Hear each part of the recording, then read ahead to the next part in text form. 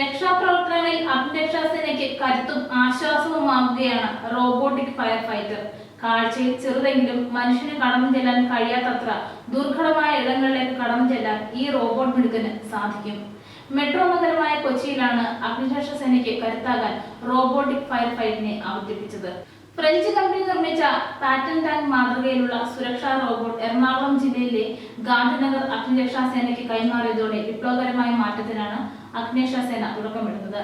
വലിയ തീപിടുത്തങ്ങളിൽ പോലും മനുഷ്യന് കടന്നു ചെല്ലാനാകാത്ത ഇടങ്ങളിലെത്തി വളരെ വേഗം തീയണയ്ക്കാൻ സാധിക്കുമെന്നതാണ് ഫയർ ഫൈറ്റർ റോബോട്ടിന്റെ പ്രത്യേകതയെന്ന് എറണാകുളം ജില്ലാ ഫയർ ഓഫീസർ കെ ഹരികുമാർ ജനയുഗത്തോട് പറഞ്ഞു. 600 ഡിഗ്രി സെൽഷ്യസ് താപനില പോലും യന്ത്രത്തിന് വളരെ എളുപ്പം പ്രതിരോധിക്കാനാകുമെന്ന് അദ്ദേഹം പറയുന്നു.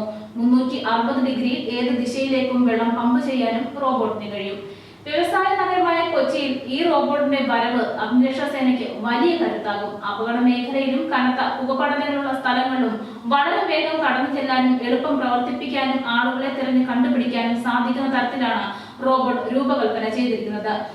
4 അടിയോളം ഉയരം വരുന്ന ഈ റോബോട്ടിന് റാമ്പ് സൗകര്യമുള്ള എവിടേക്കും കടന്നെത്താനാകും.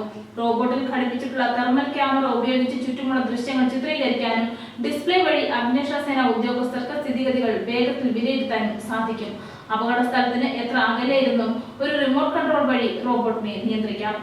തീപിടുത്തമുണ്ടായാൽ ഫയർ എഞ്ചിന്റെ ഹോസ് പൈപ്പ് വഴി റോബോട്ടിലേക്ക് ഘടിപ്പിച്ച ജെറ്റ് സ്പ്രേ, ഫോം എന്നിങ്ങനെ 3 രൂപത്തിലും വെള്ളം പമ്പ് ചെയ്യാനാകുമെന്നതും യന്ത്രത്തിന്റെ പ്രത്യേകതയാണ്.